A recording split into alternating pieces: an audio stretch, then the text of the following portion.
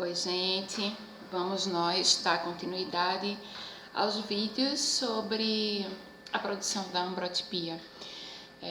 No audiovisual passado, no vídeo passado, a gente viu o algodão nitrado. E eu conversei com vocês um pouco a respeito dessa tradição do século XIX, conversei um pouco sobre as fórmulas, sobre a dinâmica de preparo do algodão nitrado, que é uma dinâmica muito delicada, que exige paciência, né? O próprio algodão, nem sei se eu falei isso, a gente pode conseguir esse algodão cardado, que é um algodão ideal, sabe, gente? Em beneficiamento, em locais, indústrias, né, que beneficiam o algodão. Em Minas Gerais tem várias, vocês podem conseguir isso com certa tranquilidade, conversando com as pessoas, enfim. No caderno tem mais informações a respeito de beneficiamento de algodão e lavagem de algodão e tal. Hoje, nesse momento, nesse vídeo, a gente vai conversar um pouco sobre o colóide simples, ou também chamado colóide normal, e o colóide fotográfico. Qual a inter-relação dessas duas, vamos dizer assim, fórmulas clássicas da ambrotipia, do colóide úmido, né, de uma maneira geral, da ambrotipia de uma maneira mais específica, e como esse colóide simples ou colóide fotográfico, ele pode ser feito de uma maneira mais viável, vamos dizer assim, no Brasil, né, com as nossas condições. Eu botei vários potinhos aqui pra gente ver, o material que a gente usa dentro do laboratório, ainda que de uma maneira sucinta, eles estão aqui, o éter, enfim. O que a gente tem que ter com clareza que a gente tem que ter, assim, engajamento mesmo, sabe? Como eu disse no vídeo do algodão colóide. Não vou mostrar aqui novamente, eu mostrei lá, mas todas as etapas em que a gente trabalha com a produção da ambrotipia, ela exige óculos, luva apropriada para pegar em ácidos ou éteres ou álcoois, ela exige uma bata comprida para manipular o material, ela exige uma máscara. Nesse momento, assim, a máscara que a gente usou para o algodão foi uma máscara mais potente, né? Nesse momento, como a gente está trabalhando com éter, a gente deve insistir nessa máscara, né? Que é uma máscara para vapores, né? Vapores tóxicos, ácidos de éter. Vocês deem uma olhadinha no vídeo passado, vocês vão ver que máscara é essa. Ela é facilmente comprada no Brasil, assim, não tem nenhuma dificuldade de aquisição, não é uma máscara super cara, de jeito nenhum. E ela precisa estar em nossas mãos quando a gente vai trabalhar com éter e álcool, né? Então vamos lá, vou pegar minha fila aqui, que é tanto detalhe, assim, a ambrotipia ela é uma tecnologia muito exige da gente, assim, ser uma pessoa detalhista, né? Eu vou tentar aqui abordar os tópicos principais, o caderno com certeza ele completa, né?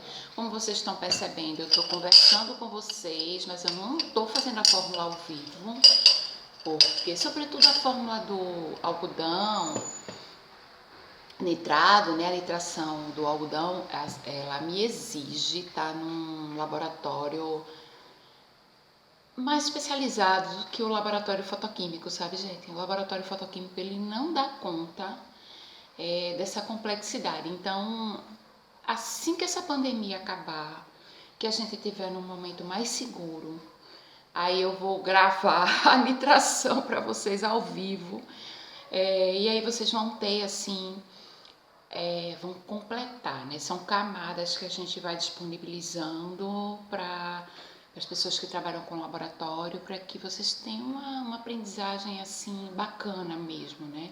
Entendendo que cada uma dessas etapas não substitui a outra. Então, o caderno, ele exige que você assista os vídeos explicativos e vai exigir também que a gente veja adiante os vídeos, a gente deve fazer o ano que vem, a minha intenção é fazer o ano que vem, com o fim dessa pandemia, né? Pandemia acabando, porque os laboratórios profissionais eles estão todos fechados, gente, todos. Então a gente precisa ter um pouco de paciência nesse momento, né? Vamos lá. Então, vamos para a gente fazer o colóide simples, que é um xarope. Ele tem uma consistência xaroposa, grossinha, que a gente vai chamar de aglutinante, né? Ele vai aglutinar os sais fotossensíveis, fotográficos. Podemos chamar também de suspensão. Suspensão é uma palavra que é muito usada pelos museólogos e uma palavra muito adequada, quer dizer, o colóide é um meio, colóide simples é um meio onde a gente vai suspender, vamos dizer assim, os sais fotossensíveis, né? A gente vai criar um meio, dentro desse meio a gente vai dispersar sais fotossensíveis. Então, esse meio a gente pode chamar de colóide simples, certo?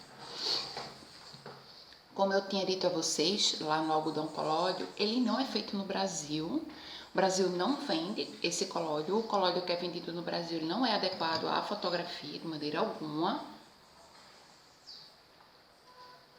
Às vezes, aqui ou ali, um laboratório ou outro fotográfico produz esse colóide e vende, mas não é comum, né? Não é comum. E é lógico, a gente quer aprender a fazer, né? A gente quer estudar, a gente quer ficar bem sabido e a gente quer fazer o processo como um todo. Então, dito isso, o algodão que a gente produziu, que a gente viu como se produz, que a gente conversou no vídeo passado, ele é base para fazer o colóide simples. O algodãozinho nitrado, com aquela nitração adequada à fotografia, a partir de 12%. Ele vai ser utilizado para fazer o colóide simples. Essa produção ela não é muito difícil, mas como da mesma maneira que a nitração do algodão, ela exige cuidado e ela exige trabalho meticuloso, paciente, né? Mas você vai pegar um beckzinho, é um beckzinho de 500 ml, a vareta de vidro, como sempre, não pode abrir mão dela, não dá para usar metal, vai esquentar, não nesse processo, né? Ela esquenta mais no algodão nitrado, mas ela oxida, você vai perder a colher, né? Então tem que ser de vidro mesmo, né? Essa colherzinha aqui eu uso apenas para retirar os químicos de dentro do potinho e para pesar, botar num beck menorzinho e pesar numa balancinha dessa pequenininha, né? Então, mas você pode ver, ó, ela já está bastante oxidada. O nitrato de prata é um forte oxidante, né? Ele oxida bastante e uma das fórmulas que eu trabalho no ambrótipo leva nitrato de prata. Não é nenhuma fórmula muito comum, mas a gente vai conversar sobre ela aqui, ok? Então, sabe aquela colherzinha, pronto, além dessa paletinha aqui, que a gente tá vendo, existe colher de aço inoxidável que ajuda, mas mais ainda, existe colher de vidro, aí isso é bem legal. Se encontrar dentro de uma casa que venda materiais químicos, compra uma colherzinha de vidro. Vamos lá, a gente não vai precisar de termômetro, propriamente falando. Mas antes de mais nada, gente, complementando um pouco, eu queria falar sobre o éter, né? Éter e álcool. Antes de mais nada, eu vou aprofundar isso adiante, mas de cara a gente tem que entender algumas coisas sobre isso aqui, ó. A gente usa esse éter, que é o éter sulfúrico, às vezes ele é chamado de éter etílico, né? Ele é um material extremamente perigoso, né? Então, o éter, outra coisa que a gente usa é esse aqui, ó, o álcool, que também é o álcool etílico. O éter, gente, é preciso a gente ter clareza disso. Ele ferve, ele alcança a fervura a partir de 34 graus Celsius, 34,6 graus Celsius. Então, assim, ele ferve com com um calor que no Brasil você alcança em qualquer estado. Veja o tamanho da responsabilidade. Ferveu, ele vai esborrar. Limpar éter não é uma coisa simples. Ele é tóxico e o que é um perigo, ele é altamente inflamável, gente. E o éter ele tem uma característica específica que a gente precisa deixar muito claro, tá claro no livro, e eu vou deixar claro aqui. Ele é sorrateiro. O éter, ele expande as moléculas dele bem rente ao chão. E ele segue com essas moléculas metros e metros. Aonde ele encontra fogo, ele vai do nada, essas moléculas elas vão sofrer combustão. E o que é mais grave, em geral, o fogo ele retorna todo o caminho que a molécula fez até chegar na garrafa. Então, gente, não se brinca com éter. Se usa com muito respeito, com muito cuidado, com extrema atenção e o que a gente sempre reitera, com acompanhamento de um químico responsável.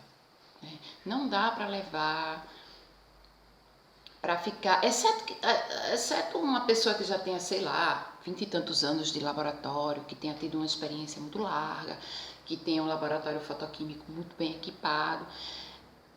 De outra forma, esqueça, né? Esqueça, só pode ser usado com extrema segurança dentro de laboratório profissional de química, com a ajuda de um químico responsável. Não custa nada fazer esse trabalho, né?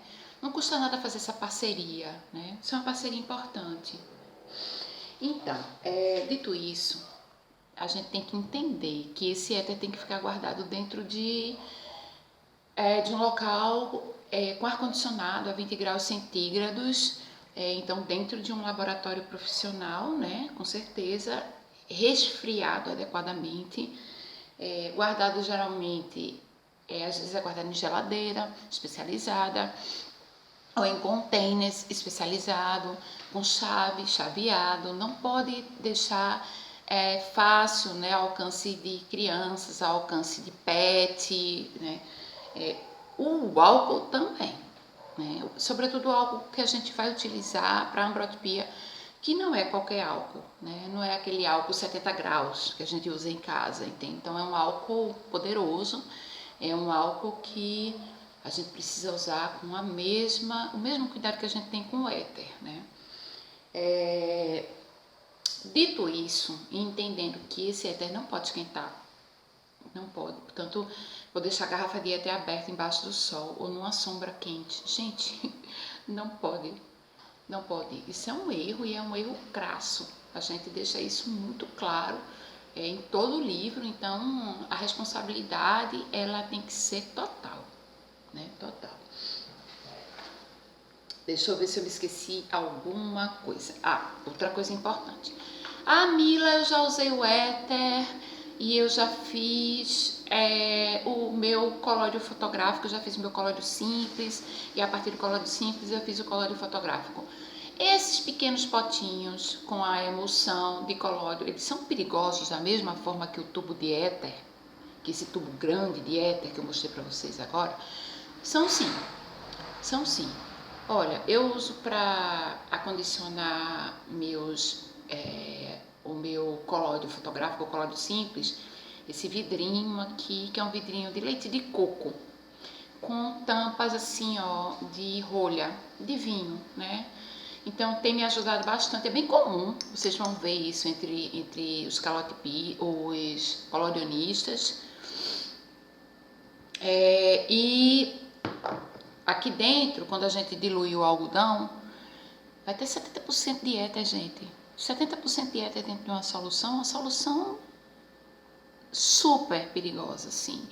Ela é altamente inflamável e ela pode sofrer autocombustão, né?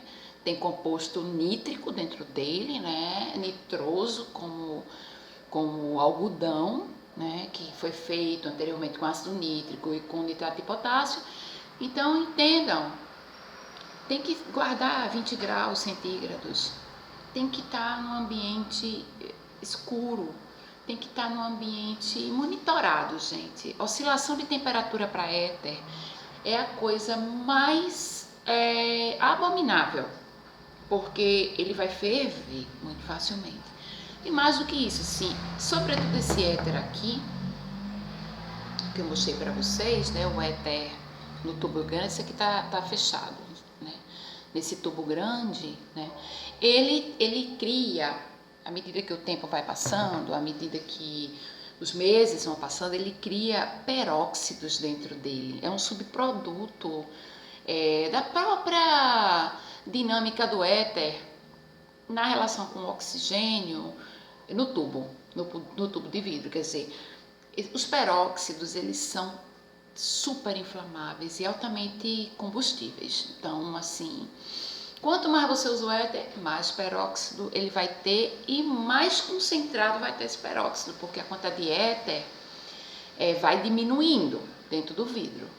Então, no livro a gente deixa um link para vocês e uma indicação na bibliografia para vocês lerem sobre os perigos das substâncias peroxidáveis, né? O que são os peróxidos e como eles podem causar problemas muito graves. Então, assim, a gente diz e repita, eu digo e repito, não se guarda éter dentro de casa.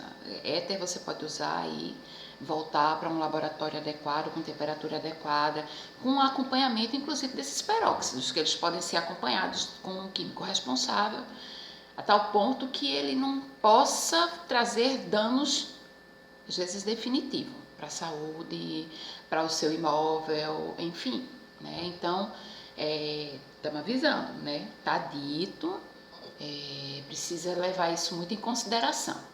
Vamos lá, seguindo em frente. Acho que quanto a isso está claro, né? Bom, a formação do colóide simples. Vamos pensar logo nisso, né? O colóide simples, ele é uma mistura do algodão nitrado, né? Ou algodão colódio, especificamente, com álcool e éter. É basicamente isso. Em geral, a mistura clássica, vamos dizer assim, recorrente, que foi muito testada, muito usada no século XIX, 3 partes de álcool para 5 partes de éter sulfúrico, né? Então, o que dá mais ou menos, gente, em porcentagem, que a gente pode pensar em termos percentuais, é que seria 70% de éter para 30% de álcool. Essa dupla éter e álcool precisa estar unida, precisa estar junto para que esse algodão dissolva. Se o algodão não dissolver, ele foi mal feito. Se esse colóide simples ficar avermelhado, é porque o algodão estava com ácido dentro. Colóide simples, ele tem que ficar amarelinho clarinho, verde palha, ele assim, essa é a tonalidade, sabe? E o algodão, ele tem que dissolver, né? Para que ele funcione adequadamente. Então, a gente, assim, essa é a mistura clássica. Mira, essa mistura é fixa, essa mistura, vocês vão ver, tem as fórmulas, tem várias fórmulas para vocês olharem no caderno, para vocês estudarem, enfim. Mas aqui a gente pode dizer o seguinte, essa mistura, essa proporção, né, 70% de éter, 30% de álcool, ela vamos dizer assim, uma saída, né? É um pensamento primeiro. Isso por quê? Se você faz o colóide simples no verão, é uma coisa. Se você faz o colóide simples no inverno, isso é outra coisa. Não subestime a capacidade da umidade relativa do ar ter um impacto definitivo na produção do colóide simples e do colóide fotográfico. Não raro, em inúmeros manuais que eu fui estudando, que eu fui traduzindo, que eu fui convertendo as tabelas de pesos e medidas históricas, né, para tabelas de pesos e medidas contemporâneas, eu encontrei muitos relatos em que no frio, se usa um pouquinho mais do ressecante, que é o éter. O éter, ele é o elemento ressecante na fórmula do colóide simples, né? Do colóide normal. Então, como o inverno ele é muito úmido, em geral, os colodionistas botavam um pouquinho a mais de éter. De maneira contrária, se a gente está trabalhando no calor do verão, sobretudo no Nordeste do Brasil, que costuma ser muito... em algumas regiões, né, do Nordeste, não em todas, costuma ser muito seco. O álcool, que é o elemento, o reagente, vamos dizer assim, o humectante dessa fórmula, vai um pouquinho mais de álcool, menos éter e um pouquinho mais de álcool. Então, existe esse contrabalanceado, ele é muito comum, gente, assim, a gente vê muito isso, sobretudo com colodionistas experientes nos Estados Unidos. Eu assisti muitos vídeos, tive essa paciência de assistir dezenas e dezenas de vídeos, e eles fazem muito esse contrabalanceio. No Texas, o Texas é muito seco e quente, né? Então a gente tem que ter esse agente umectante, que é o álcool um pouquinho a mais. Mas isso, gente, só a experiência ensina. Então, a gente não dá para subestimar a experiência no processo laboratorial, entende? Ela é fundamental, aliado ao trabalho racional, né? O trabalho de estudo mesmo.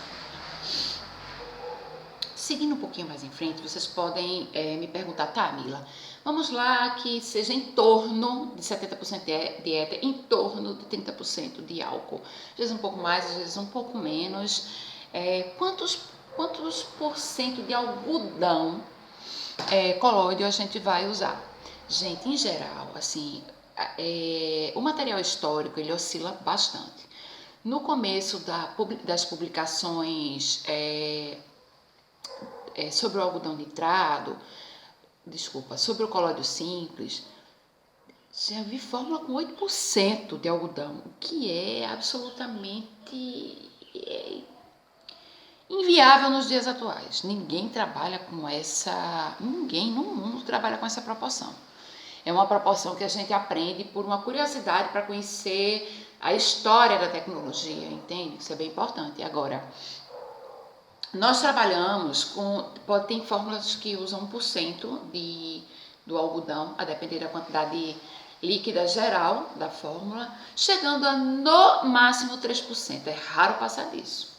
De 1 a 3%, a depender do conteúdo total de líquidos da fórmula, né? Então a gente precisa compreender isso, né? Então é uma quantidade relativamente pequena de algodão nitrado, de algodão colóide, né, dentro das fórmulas. Agora,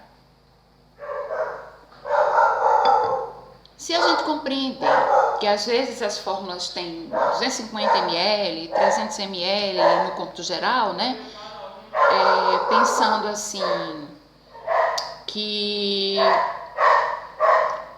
vamos supor assim, que a quantidade de éter, a quantidade de álcool, a quantidade juntos de 300 ml, supondo, sim, 2% de algodão é muita coisa, né? Em solução. Né? Parece pouco isolado, mas na solução não é. Então, a gente vai fazer assim, uma mistura que é éter sulfúrico e um álcool, assim, um álcool muito específico.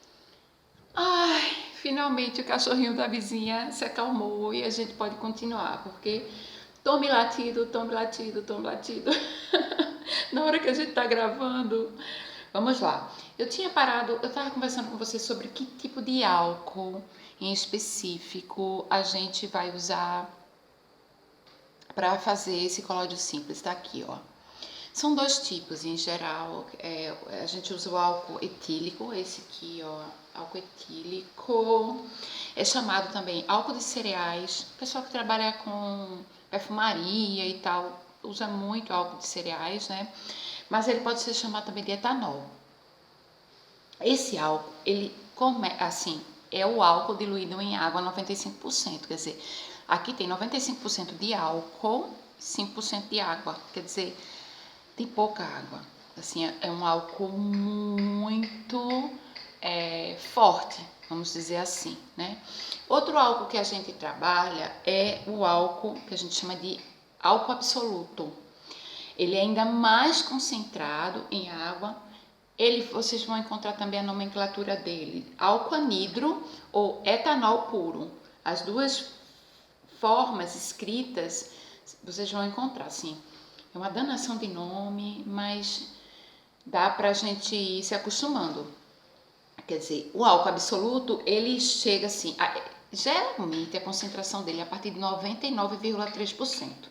No Brasil é muito comum encontrar 99,3% ou 99,6%, quer dizer, um álcool super concentrado, por isso que ele é chamado também de etanol puro, né? Porque utilizamos esses dois tipos de álcools. Utilizamos eles porque eles têm pouca água. Lembra que no algodão nitrado eu tinha explicado que para a nitração do algodão, muito pouca água, só quando necessário e quando a fórmula solicita, né, pede, exige, é que a gente coloca água. Quer dizer, a ambrotipia, o colóide em geral, ele é esse mundo da economia da água, gente. Pelo menos na produção das fórmulas, né? Porque quando a gente vai lavar, usa água demais. O resultado final, enfim, o próprio algodão. Mas, no geral, é esse álcool, assim, muito forte, né? Então, para a diluição, em geral, a gente faz o seguinte, bota primeiro o algodão. Eu nem vou explicar isso agora, gente, porque existem duas formas de diluir esse algodão. Eu vou explicar após eu explicar coisas que eu acho que são mais importantes e que vão ajudar, assim, na organização das ideias mesmo. Bom, vamos lá. Problemas que podem ocorrer com o colóide simples, mal realizado, mal confeccionado, ele na relação com o colóide fotográfico. A gente tem que entender que o colóide simples, ele é muito xaroposo. Mas quando a gente adiciona os sais fotossensíveis dentro dele, ele fica mais líquido. Então tem essa mudança substancial, entende? É preciso ficar atento, porque às vezes você faz o colóide simples e diz, ficou grosso. Mas ele vai afinar quando a gente coloca os sais para a produção da fotossensibilidade, sabe? Então fica atenta a isso, né? Mila, não usei o álcool adequado. Usei um álcool que tinha mais água do que permitia a fórmula. Ai, gente, aí vai dar ruim.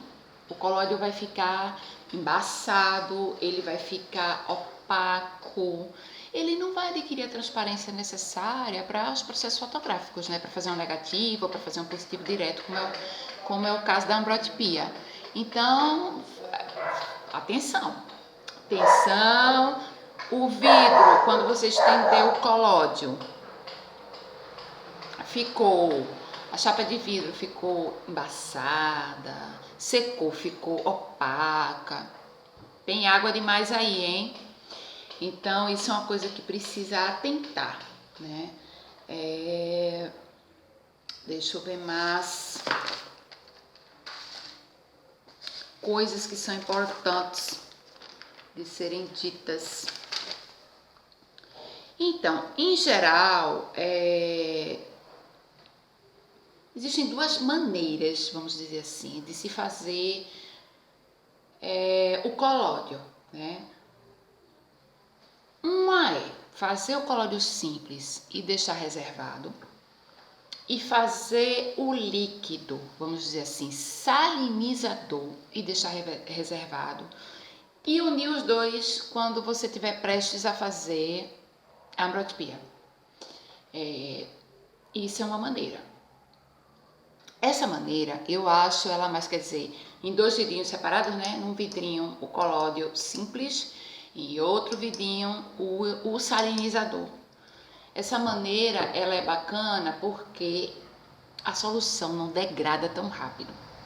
Ah, Mila, eu gostaria de fazer o colóide e o meu colóide eu gostaria que ele durasse bastante. Então, meses e meses e meses. Então, optar por fórmulas do tipo solução A, solução B. Solução A, colóide simples, solução B, salinizador. Às vezes, tem manuais que é o oposto. A solução são os salinizadores, o B, a solução é o colóide simples. Enfim, isso é só uma questão de ordem, né, gente? Não tem problema. E aí você vai unir, dependendo da fórmula e dependendo do sal empregado, nós vamos trabalhar muito aqui no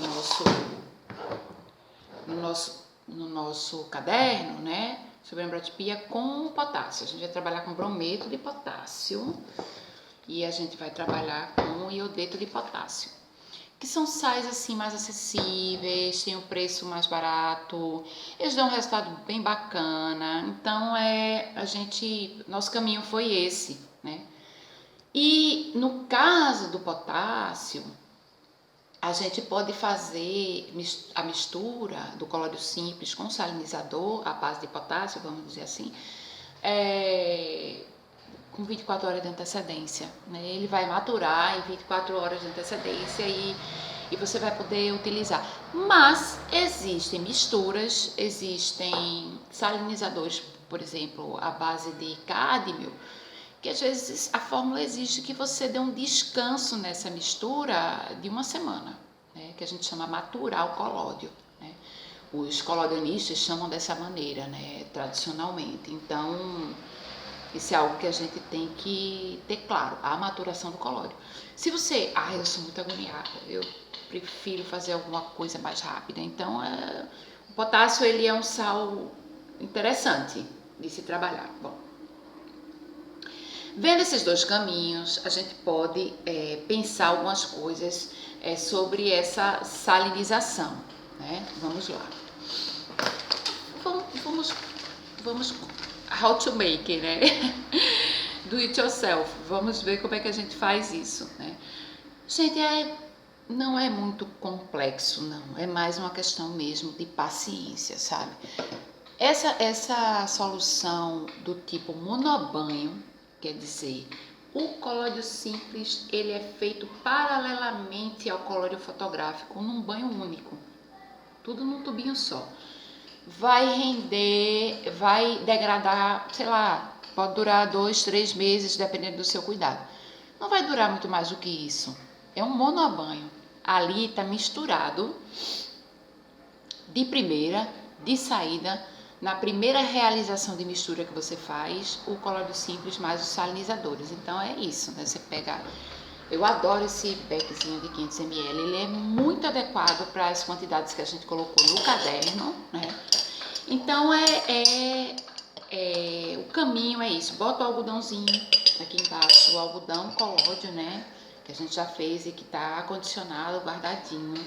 Depois que você colocar num outro beck, pega um outro de 500 ml ou de 100 ml, talvez já resolva.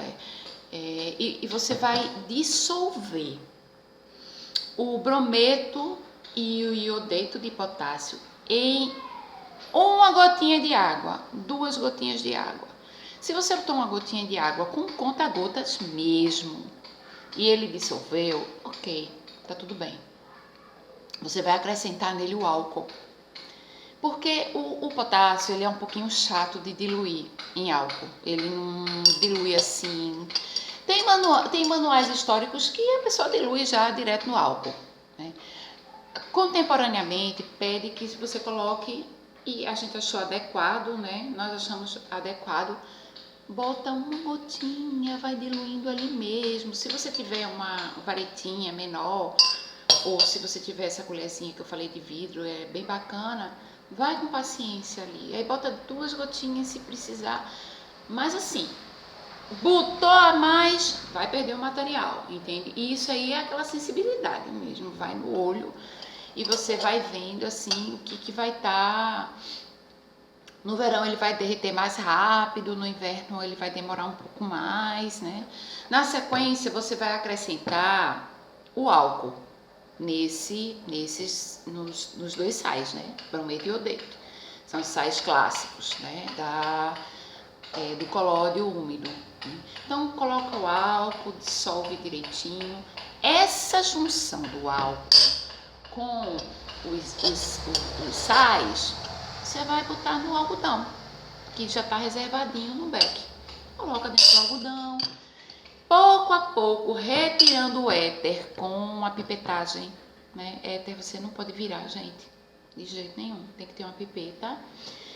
Vocês vão encontrar um pequeno vídeo desses que eu estou fazendo, explicando como usar a pipeta, né? Como pipetar. Você vai acrescentar o éter devagarzinho. Pronto, mexeu, o algodão diluiu, tá tudo diluidinho. Ok, tá feito o monobanho. Tá feito seu colódio, ele já tá pronto para estender no vidro, né? Fazer, os norte-americanos chamam pouring, quer dizer, você derramar ele no vidro, num banho único. Agora, lembrando que prós e contras, né? Esse monobanho, ele não vai durar muito, assim, ele tende a degradar mais rapidamente, certo? Ok. Visto isso, a gente pode falar um pouquinho sobre esse banho duplo, A e B. Em geral, as fórmulas vão mostrar para vocês, e vocês vão ver isso no caderno, que vai existir uma fórmula onde você vai diluir o algodão na quantidade de éter e álcool indicada. Essa, em geral, é a solução colóide simples. E vai existir outro potinho, né, onde você vai colocar outro vidrinho, onde você vai colocar os salinizadores disperso em álcool. É basicamente isso. Só vai misturar uma quantidade pequena, vai misturar uma quantidade pequenininha de um e de outro, quando for usar, né? Dependendo do sal que você vai utilizar, tem que lembrar da maturação do colóide. Bom, dito isso, e percebendo assim que não é a coisa mais complexa do mundo, né? É algo mais de cuidado, de carinho, de envolvimento e de boa vontade mesmo, e de desejo de ser um laboratorista, uma laboratorista, né? Mais do que qualquer outra coisa. Aí eu queria conversar agora com vocês, o que eu acho também bem importante. Deixa eu separar aqui minha fila, gente, porque é coisa pra caramba. Achei. Historicamente, nós utilizamos vários tipos de sais para fazer o colóide úmido, ou ambrotipia.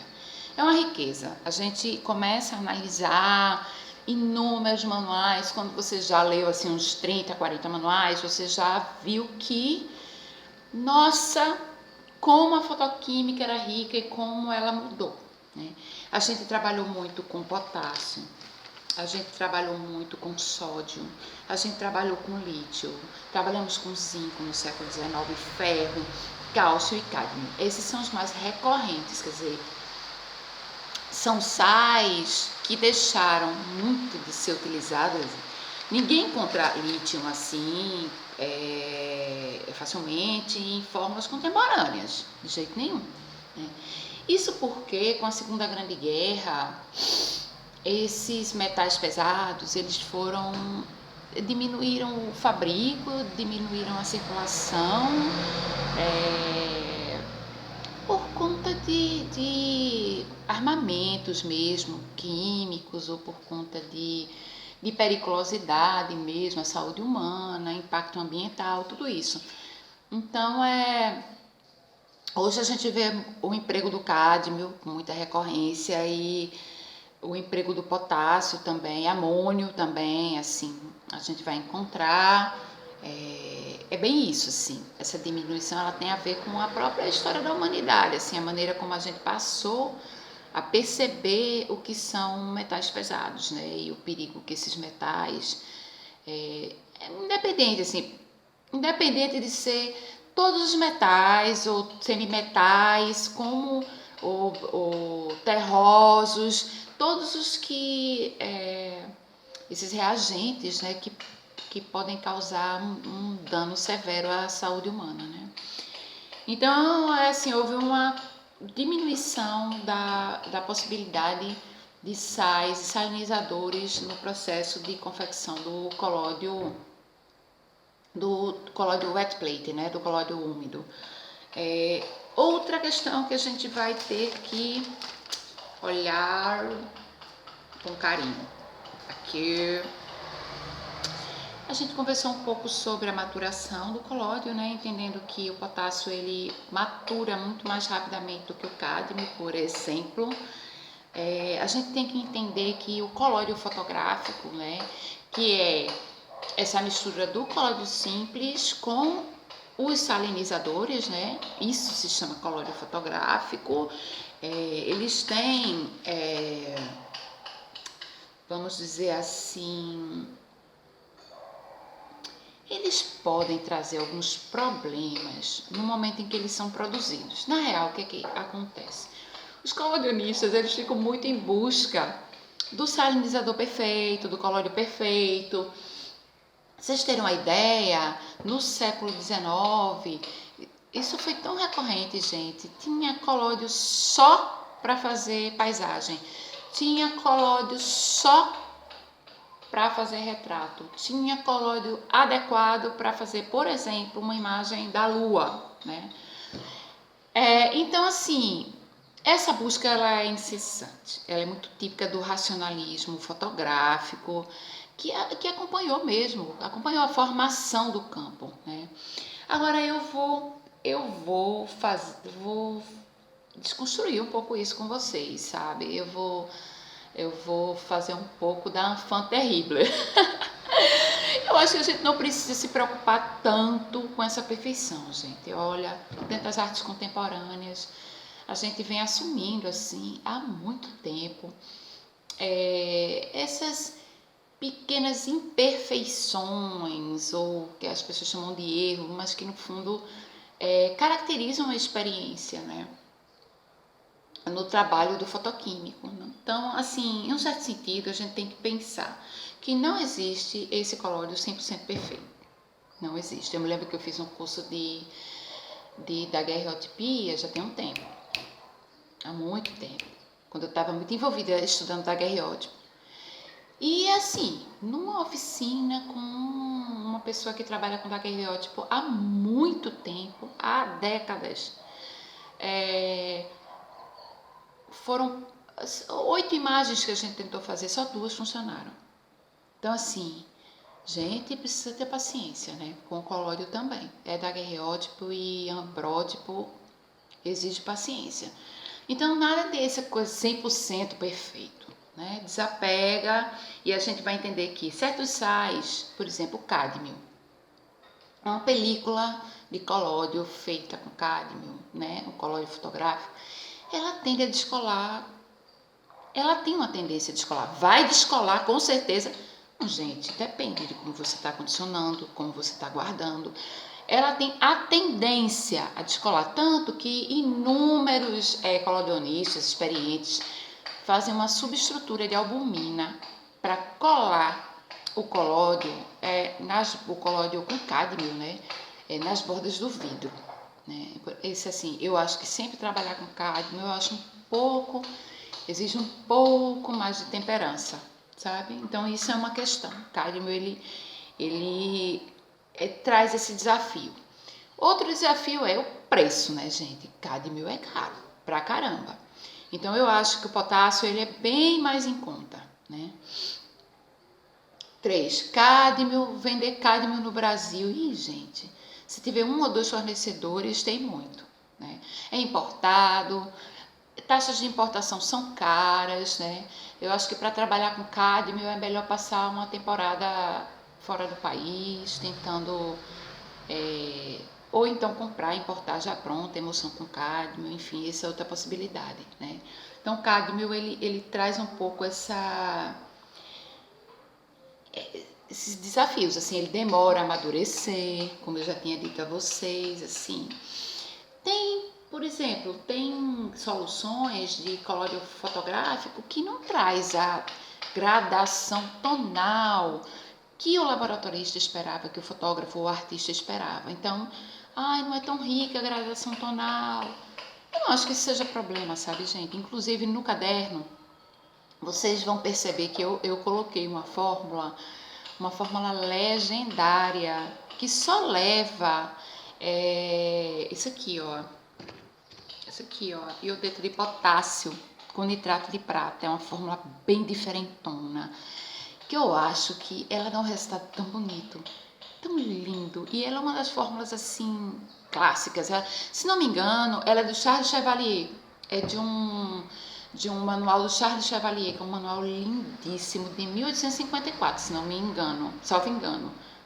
Me deu um trabalho traduzir essa fórmula, mas como ela levava nitrato de prata dentro do colóide fotográfico, eu disse, gente, que lindo,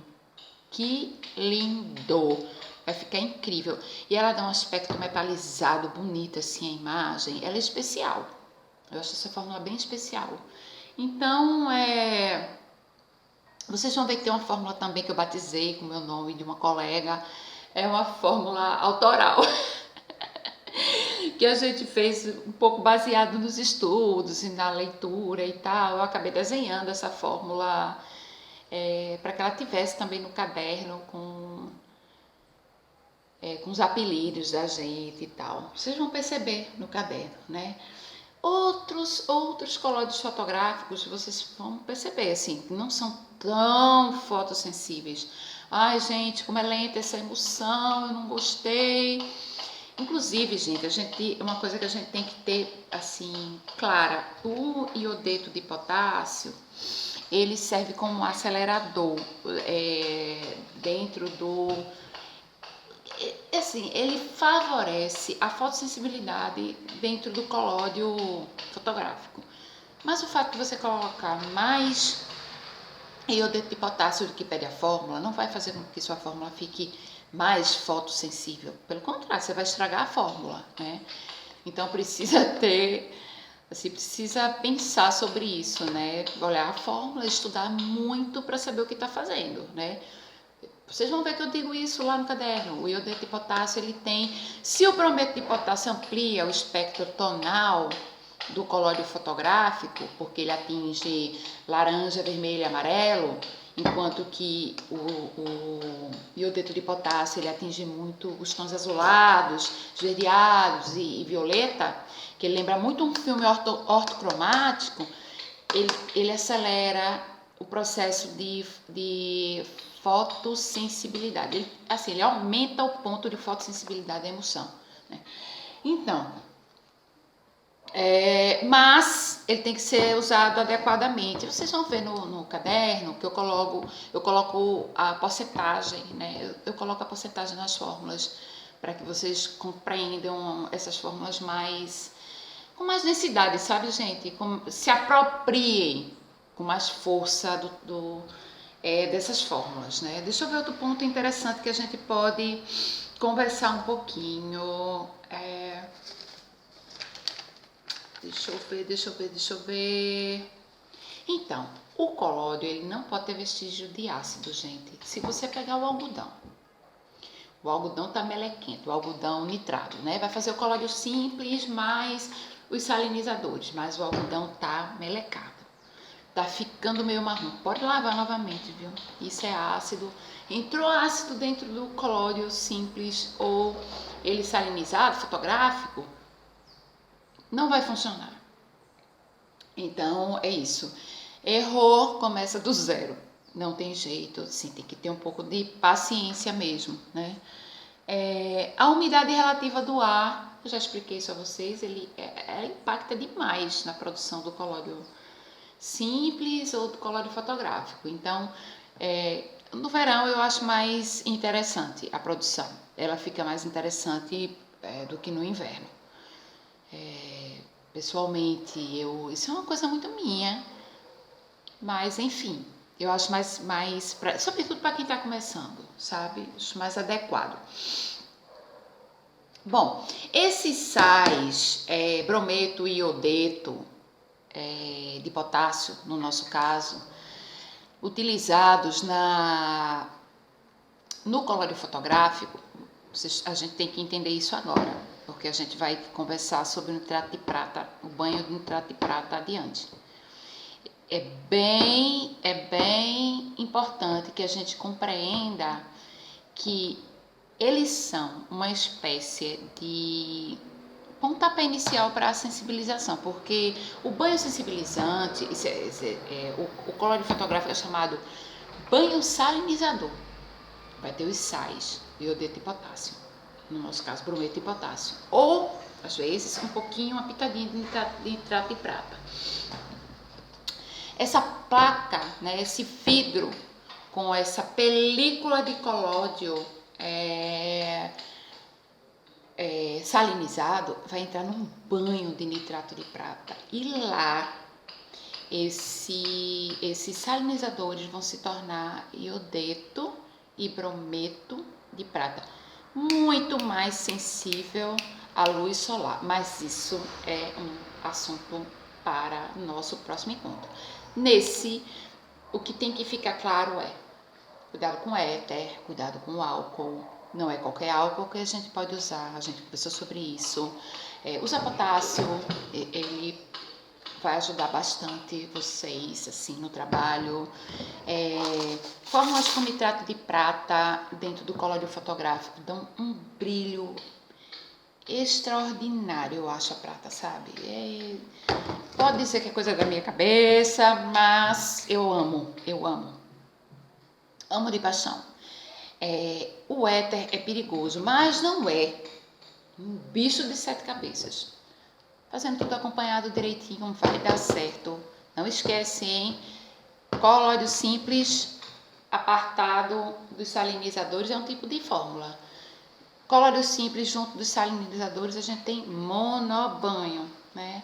Lembra, uma dura mais, outra dura menos, né? É isso! Segurança do trabalho, a gente se vê no próximo vídeo para conversar sobre o banho de nitrato de prata, que é tão falado, suscita tantas dúvidas e que é uma delícia, maravilha.